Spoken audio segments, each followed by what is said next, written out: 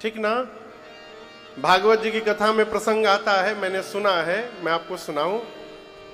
गोकर्ण जी अपने भाई धुंधुकारी को मुक्त करने के लिए भागवत जी की कथा गाए। भाई प्रेत बन गया था, प्रेत धुंधुकारी पेड़ पे बैठा था प्रेत बन के। अपने भाई को मुक्ति देने के लिए गोकर्ण जी ने भागवत जी की कथा सुनाई। जैसे कथा पूरी हुई, देवलोक से विमान आया और वो विमान उनके भाई धुंधकारी को लेके भगवत धाम चला गया। अब जब चला गया तो पंडाल में जितने लोग बैठे थे वो बोले गोकर्ण जी से कि हमारे लिए विमान नहीं आया, हम भी तो कथा सुने हैं। आज यदि कथावाचक बोल दे पंडाल में बैठे श्रोताओं को कि देखिए हम 7 दिन भागवत जी की कथा सुनाने जा रहे हैं, यदि आप निष्ठा से कथा श्रवण करिएगा तो ये सत्य है, 100% गारंटी है कि 7वें दिन कथा पूरी होते भगवान के धाम से विमान आएगा और वो विमान आप लोग को लेके सीधे भगवान के धाम जाएगा। आप लोग तो इसलिए ताली बजा रहे हैं कि यहां राम कथा हो रही है। यदि महाराज कह दे कि 7वें दिन भागवत जी के बाद विमान आई लेके जाई, कितना लोग बैठ के कथा सुनी उतरामे जी जान रहे हैं। 6 दिन सुनी, 7वें दिन कोई भी ना करी। जानना अलग विषय है, जान करके उसको मान लेना ये बिल्कुल अलग विषय है। श्री दशरथ जी जानते हैं कि मेरा राम भगवान है, लेकिन मानते नहीं हैं। बाबूजी, अब आप कहोगे क्यों नहीं मानते हैं, तो थोड़ा पीछे लेके चलता हूं। यही दशरथ जी महाराज पिछले जन्म में मनु महाराज थे। उनका नाम था स्वयंभू मनु, पत्नी का नाम था शत्रुपा मैया। नैमिषारण्य धाम में जाकर 23,000 वर्ष तक श्री मनु महाराज और शत्रुपा मैया ने भगवान के दर्शन के लिए तपस्या किया। राम जी ने दर्शन दिया उनको सीता मैया के साथ। मनु जी बोले प्रभु हम आपके जैसा बेटा चाहते हैं, आपको नहीं चाहते, आपके जैसा बेटा चाहते हैं। भगवान बोले अब अपने जैसा हम कहां कहां ढूंढने जाएंगे मनु जी, हम आपको वचन देते हैं मैं ही आपके घर पुत्र बन करके अवतार ले लूंगा, आपकी मनोकामना पूरी हो जाएगी। जब भगवान ने बात कही ना तो मनु जी हाथ जोड़ के फिर खड़े हो गए, कहे प्रभु एक निवेदन है आपसे। राम जी बोले कहिए। मनु जी कहते नाथ जब आप मेरे घर पुत्र बन करके आए तो एक वरदान दीजिए, मैं आपको भगवान न मानू नाथ। कैसे मानू? मनु जी कहते हैं सुत बिसइक तव पदरती हो मोहि बड़ मूढ़ कहे किनको।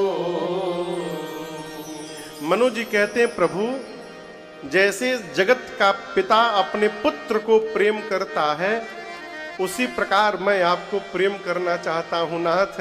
यदि भगवान मान लूंगा तो फिर आपसे भय लगेगा, प्रेम नहीं कर पाऊंगा। इसलिए मैं आपको भगवान न मानूं, आपको अपना पुत्र मानूं। इसके लिए जगत मुझे मूढ़ कहे, मुझे कोई बात नहीं। उसी वरदान के कारण दशरथ जी जानते तो हैं कि मेरा राम भगवान है।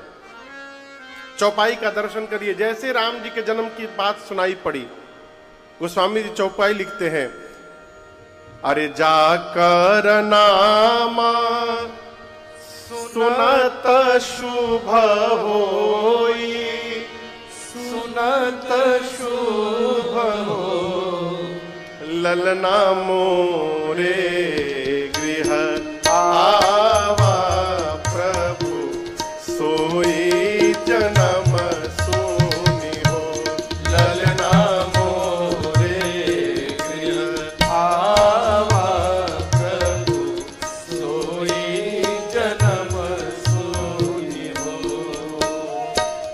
परमानंद पूरी मन राजा, पूरी मन हो ललना कहा बुलाई बजावहु, बाजा जन्म सुनि हो। अरे ललना कहा बुलाई बजावहु, बाजा जन्म सुनि हो। अरे ललना कहा बुलाई बजावहु, बाजा जन्म सुनि हो।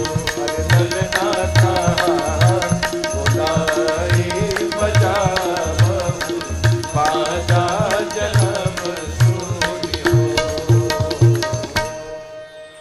गोस्वामी जी कहते हैं दशरथ जी महाराज सोचने लगे कि जिसके नाम को सुनने से शुभ हो जाए,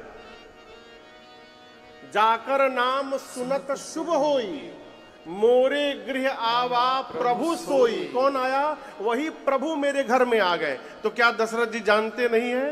जान रहे हैं कि मेरा राम भगवान है, लेकिन मान नहीं रहे हैं। पूर्ण रूप से केवल दो ही लोग जानते हैं, मां कौशल्या जानती हैं और गुरुदेव भगवान वशिष्ठ जी जानते हैं। तो आप दर्शन करिए, अयोध्या वासियों को केवल ये पता चला है कि महाराज के घर में पुत्र हुआ है। पूरी अयोध्या उत्सव क्यों मना रही है? यदि आपके घर बहुत बाजा बजने लगे ना, तो बगल वाले टेंशन में आ जाते हैं। वही में कौन अधिका होगा तो जाके पुलिस में कंप्लेन कर देगा, हम सो नहीं पा रहे हैं, बहुत बाजा बज रहा है यहां पर। लेकिन राम जी अवतार लिए तो पूरी अयोध्या उत्सव मनाने लगी। इसका कारण है, कारण ये है, आप दर्शन करिए, दशरथ जी महाराज को जब पुत्र प्राप्त हुआ है, उस समय दशरथ जी की उम्र कितनी थी राजदीप भैया, पता है कुछ? 60,000 वर्ष। कितनी उम्र थी? अपने जीवन के चौथेपन में थे महाराज।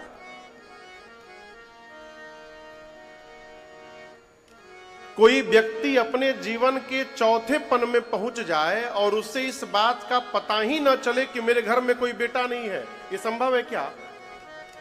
लेकिन यहां संभव हुआ। क्यों? श्री दशरथ जी महाराज अपनी अयोध्या की प्रजा को ही अपनी संतान की तरह प्रेम करते थे, इसलिए उनको ध्यान ही नहीं रहा कि मेरे घर में बेटा है कि नहीं है। एक पिता जैसे पुत्र के साथ रहे। नदी में भी ये पता चल जाता है कि नदी में कितना लीटर पानी बह रहा है, उसकी गहराई और चौड़ाई को निकाल करके।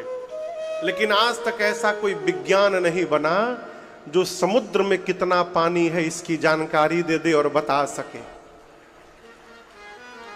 जिस प्रकार समुद्र में कितना जल है बताया नहीं जा सकता, राम जी सुख के समुद्र हैं, सुख सिंधु हैं।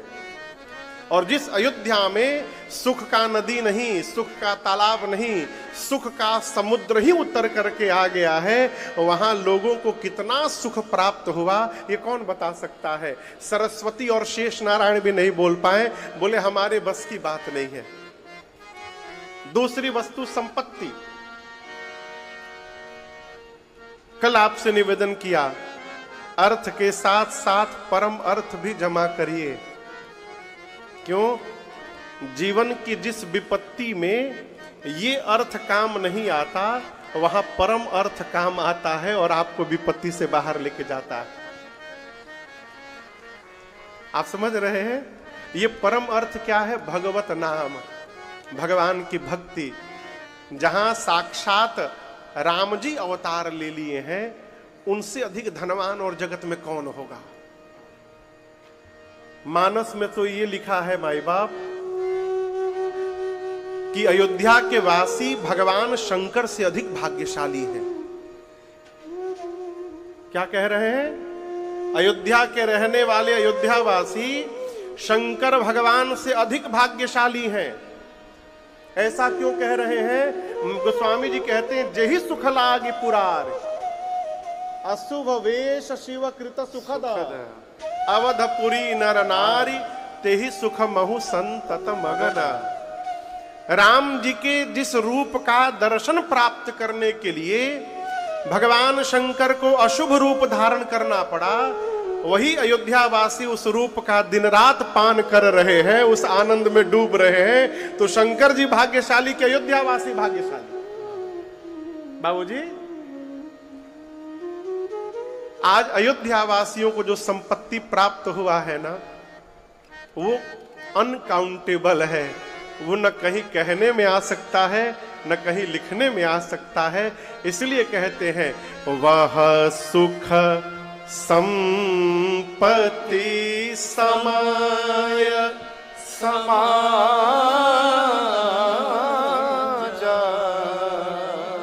सुख आ गया, संपत्ति आ गई, अब तीसरा समय। राम जी का जन्म किस दिन हुआ था? कौन से महीना में? बोलिए। थोड़ा बीच खाना भोजन वोजन करके आए हैं आप लोग? नहीं, पहले ही बताइए, भोजन किए हैं? नहीं किए हैं? कहाँ है? अच्छा, आज व्रत है आप लोग। अच्छा, आप लोग के व्रत है का? आप लोग जरा जोर से बोलिए। किस महीने में भगवान राम जी आए? चैत्र में। चैत्र में। किस पक्ष में आए? शुक्ल पक्ष। अच्छा, किस तिथि के दिन आए? नवमी तिथि। नवमी तिथि। दिन कौन सा था? मंगलवार। तो सब पता है आप लोगों को तो है? आप में से रामनवमी के दिन अयोध्या में कौन कौन रहा है? बस 10-12 लोग। आप भी अयोध्या गए हैं? भैया कहाँ है? राजदीप भैया उधर। अच्छा, उधर बैठे। अयोध्या। जय जय जय, दंडवत सरकार, दंडवत। अयोध्या गए हैं भैया? राजदीप भैया अभी नहीं जाना हुआ है? एक बार हो आइएगा समय निकाल कर। यदि आपसे मैं प्रश्न करूं कि आप लोगों में से एक तीर्थ अपने जीवन में कितने लोगों ने किया है? एक तीर्थ, कम से कम एक तीर्थ।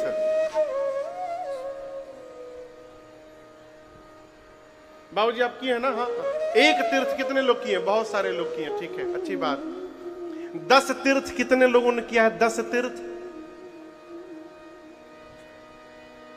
100 तीर्थ कितने लोगों ने कर दिया है? 100 तीर्थ अपने जीवन में। आगे सुनिए, दुनिया का सारा तीर्थ कितने लोगों ने किया है? पूरी धरती का सारा तीर्थ हम किए हैं। अब आप कहोगे महाराज ये तो कुछ ज्यादा नहीं बोल रहे हैं, अभी कम बोल रहे हैं। क्यों कह रहा हूं? आपको सब प्रमाण सुना रहा हूं।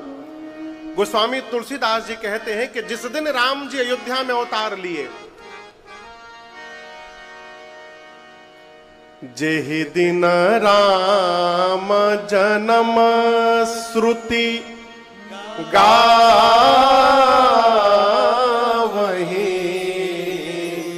वेद भगवान जिस दिन राम जी के जन्म की तिथि बताते हैं, चैत्र मास शुक्ल पक्ष नवमी तिथि, उस दिन के 12 बजे धरती के जितने तीर्थ हैं, तीर्थ सकल तहां चली आवहीं। रामनवमी के दिन धरती के सारे तीर्थ अयोध्या पहुंच जाते हैं राम जी का अवतार दर्शन करने के लिए। उस समय अयोध्या में जो पहुंच गया, रामनवमी के दिन जो अयोध्या पहुंच गया, उसको बिना रुपया खर्चा किए सभी तीर्थों में जाने का फल प्राप्त हो जाता है। ये उसकी महिमा है। बाबूजी, धरती के जितने तीर्थ नहीं, ब्रह्मांड के जितने तीर्थ हैं, सब में जाने का लाभ यदि प्राप्त करना है तो श्री रामनवमी के दिन श्रीधाम अयोध्या पहुंच जाइए। बिना कुछ किए सभी तीर्थों का पुण्य फल प्राप्त हो जाएगा जीवन में। अब दर्शन करिए, जिस स्थान पर मनुष्य को छोड़िए सारे तीर्थ आकर के खड़े हो जाएं, उस समय को कोई क्या कहेगा और समाज को क्या कहेगा।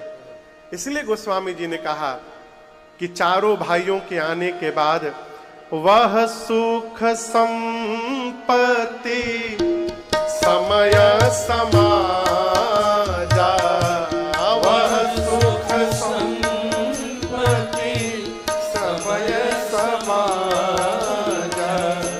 कही न सके शारद अहि राजा, कही न सके शारद अहि राजा, कही न सके शारद अहि राजा, कही न सके शारद अहि राजा। गोस्वामी जी कहते हैं भगवान के अवतार के बाद दिन में ही ऐसा वातावरण बन गया कि ऐसा लगा मानो भगवान से मिलने रात्रि चली आई हो। प्रभु ही मिलन आई जनु रात्रि। कल आपसे निवेदन किया था मैं, भगवान के अवतार के पूर्व जितने देवता हैं सब अयोध्या पहुंच गए थे दर्शन करने के लिए। उसमें रात्रि देवी भी आई थी। लेकिन आपको बताऊं, भगवान के प्राकट्य के बाद उत्सव में सभी लोग आनंद मना रहे हैं। कहीं शंकर भगवान नृत्य कर रहे हैं, कहीं ब्रह्मा जी, कहीं इंद्रादिक देवतागण। उन सभी देवताओं के बीच रात्रि देवी सर नीचे झुकाकर उदास होकर खड़ी थी। अब आपके घर में उत्सव हो राजदीप भैया, और कोई आदमी आकर चेहरा उदास करके खड़ा हो जाए तो आप पूछेंगे ना, भाई आपको कौन विपद चढ़ा है, आप काहे टेंशन में है। भगवान ने रात्रि को कहा देवी इधर आइए, आप क्यों उदास हैं। रात्रि ने कहा प्रभु मैं अपने दुर्भाग्य को लेकर उदास हूं। भगवान बोले अयोध्या में भी दुर्भाग्य।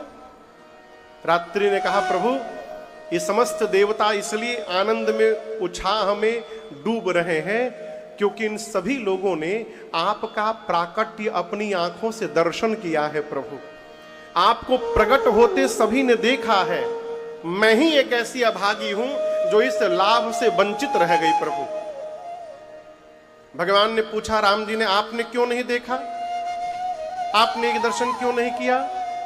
रात्रि बोली प्रभु मैं कैसे देखती, आप तो दोपहर में प्रकट हो गए थे, दिन में तो मैं रहती ही नहीं हूं, मैं तो रात में रहती हूं, मैं कैसे देख लेती। तब भगवान ने कहा कोई बात नहीं, डोंट वरी बी हैप्पी, इस बार तो मैं आ गया हूं दिन में, लेकिन मैं आज ही आपको वचन देता हूं देवी, अगली बार जब द्वापर में कृष्ण बन करके अवतार लूंगा मैं, तो ये सौभाग्य केवल आपको प्रदान करूंगा, अगली बार मध्य रात्रि में अवतार लूंगा मैं। इसलिए भगवान श्री कृष्ण मध्य रात्रि में अवतार लिए, क्योंकि ये सौभाग्य रात्रि को भी मिल जाए। रात्रि प्रसन्न होकर गई, तब तक पीछे से चंद्रमा आ गए। आकर प्रणाम करके चंद्रमा राम जी से बोले प्रभु सेम प्रॉब्लम हियर, मेरे पास भी यही समस्या है नाथ, आप दिन में प्रकट हो गए, मैं आपको ठीक से देख नहीं पाया अवतार लेते। भगवान ने कहा कोई बात नहीं, रात्रि को वचन दिया हूं, द्वापर में जब कृष्ण बनकर अवतार लूंगा तो रात्रि में अवतार लूंगा, आप भी दर्शन करिएगा। चंद्रमा बोले प्रभु त्रेता चल रहा है, अभी ये 24वां त्रेता है। बाबूजी अभी कौन सा युग चल रहा है, कलयुग। कलयुग के पीछे द्वापर था, द्वापर के पीछे त्रेता था। पीछे वाले त्रेता में राम जी नहीं आए थे, अभी पिछले त्रेता में राम जी नहीं आए थे। अभी जो मनवंतर चल रहा है, इस मनवंतर का नाम है वैवस्वत मनवंतर। एक मनवंतर में 71 टाइम्स चारों युग बीतते हैं, सतयुग त्रेता द्वापर कलयुग 71 बार। इस मनवंतर का ये 28वां कलयुग चल रहा है अभी। कितना नंबर का, 28वां कलयुग। 28वें द्वापर में परमात्मा श्री कृष्ण ने अवतार लिया था, लेकिन उसके पिछले त्रेता में राम जी नहीं आए थे। राम जी 24वें त्रेता में आए थे, अवतार लिए थे। चंद्रमा बोले प्रभु अभी त्रेता चल रहा है, आप 28वें द्वापर में आएंगे, इतना लंबा टाइम कैसे निकलेगा मेरा।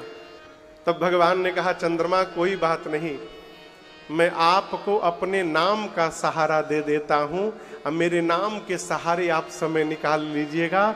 उसी दिन से राम जी ने अपने नाम में चंद्रमा के नाम को जोड़ लिया और भगवान का नाम हुआ रामचंद्र भगवान।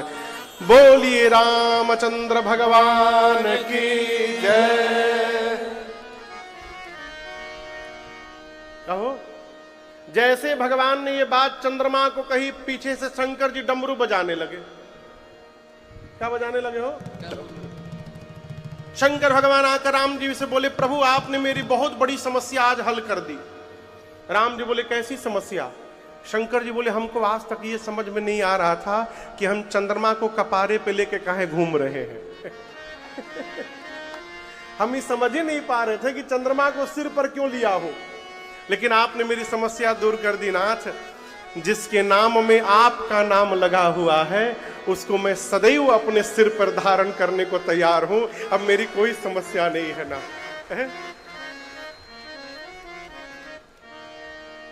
8 साल पहले कहा गया था, आज तक कहे कपारे पर लाद के घूम रहे हैं, उसको निकालिए, उसको बाहर। ये स्वभाव है बाबूजी, रोने का स्वभाव बन गया ना तो आदमी सुख में भी दुख ढूंढ लेता है, और नाचने का स्वभाव है तो आदमी दुख में भी सुख देख करके नाचने लगता है और आनंद में रहता है। सौभाग्य देखिए, मैं बार बार कहता हूं, भारतवर्ष की धरती पर हमको आपको जन्म मिला है, इससे बड़ा कोई सौभाग्य नहीं हो सकता हमारा। हमसे राजदीप भैया कह रहे थे, महाराज मैं लंदन में जॉब करता था, IBM में ना भैया, बोले IBM में जॉब करता था लंदन में। एक दिन मन में भाव आया कि अपना देश छोड़ करके विदेश में बैठे हुए हैं, माई बाप परिवार से दूर है, अपनी मिट्टी से दूर है। बोले महाराज उसी दिन रिजाइन किया और भारत अपने देश लौट के चला आया है। भारत में देखिए, कहीं भी आपको जन्म मिल सकता है, लेकिन भारत में जन्म तभी मिलेगा जब आपके जीवन में पुण्य होगा और आप पर भगवान की कृपा होगी। ऐसे जन्म नहीं मिल सकता आपको। सौभाग्य देखिए, वो भारत में जन्म मिला है। और एक और बात कहें, भारतवर्ष में भी, उनमें भी सबसे अधिक सौभाग्यशाली वो है माई बाप जिसको उत्तर प्रदेश में जन्म मिला है। मैं सत्य कह रहा हूं, मैं सब प्रमाण आपको सुना रहा हूं। क्यों कह रहा हूं? राम जी कहां आए? उत्तर प्रदेश। जोर से बोलिए।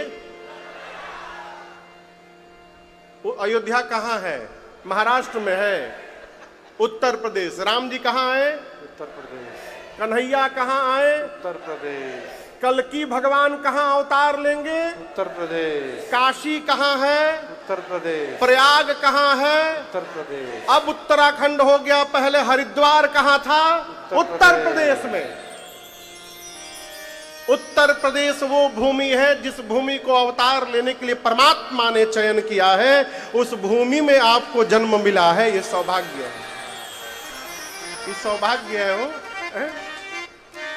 सौभाग्य देखिए, दुर्भाग्य न देखिए। सौभाग्य देखिएगा तो आनंद की वर्षा होगी।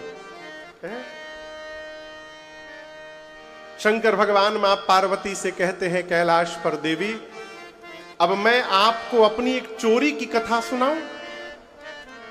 किसकी कथा? चोरी की। मां बोली, प्रभु आप चोरी भी करते हैं? शंकर भगवान बोले, देवी एक काम ऐसा है जो मैंने किया तो है, परंतु अब तक आपसे छिपा करके रखा है। मां बोली, कौन सा काम कर लिया आपने प्रभु? शंकर भगवान बोले, देवी जब राम जी अयोध्या में अवतार लिए थे ना, आपको बिना बताए मैं भी दर्शन करने चला गया था राम जी का। मां बोली, हमको काहे नहीं ले गए? शंकर भगवान बोले, एक बार जब आप सती के रूप में थी तो आपको कथा सुनाने में अगस्त्य ऋषि के आश्रम ले गया। वहां से रिटर्न आते समय कैलाश, रास्ते में आपने राम जी को रोते हुए देख लिया था, याद है ना? और रोते हुए राम जी को आपने देखा, ऐसा भ्रम हुआ आपके हृदय में, मन में, कि आपको अपना शरीर त्यागना पड़ गया। मैं डर गया था पिछली बार जहां गया था वहां तो बड़के राम जी रो रहे थे, अब की बार जहां गया था वहां छोटके राम जी रो रहे थे। मैं सोचा कहीं फिर से राम जी को रोता देख आपको भ्रम न हो जाए, इस डर के मारे आपको नहीं ले गया मैं। मां बोली अकेले चले गए? शंकर जी बोले अकेले नहीं गए, दुकेले गए थे। माई बोली हमरी रहते केकरा संगे चले गए आप? शंकर भगवान बोले देवी काग भुषुंडी संग हम दो। किसके साथ शंकर जी गए थे? जोर से बोलिए, श्री कागभुषुंडी जी के साथ। मां बोली क्या काग भुषुंडी तो कौआ है, आप कौआ के साथ अयोध्या चले गए? शंकर भगवान बोले भले कौआ है लेकिन उनका और मेरा चित्त मिलता है, हमारा दोनों का चरित्र मिलता है, इसलिए मैं उनके साथ अयोध्या गया था। क्यों अयोध्या गए थे? क्योंकि दोनों के इष्ट एक हैं। शंकर भगवान के इष्ट कौन है? राम जी। कागभुषुंडी जी के इष्ट कौन है? राम जी। लेकिन राम जी में भी ये पीछे वाले राम जी नहीं है, वहां जो राम जी बैठे हैं छोटके राम जी, वो उन दोनों के इष्ट हैं। इष्ट देव मम बालक रामा। एक दिन भैया मैं सोच रहा था कि शंकर जी और कागभुषुंडी जी ने बालक राम को इष्ट क्यों बना लिया है? बड़के राम जी को बनाए होते।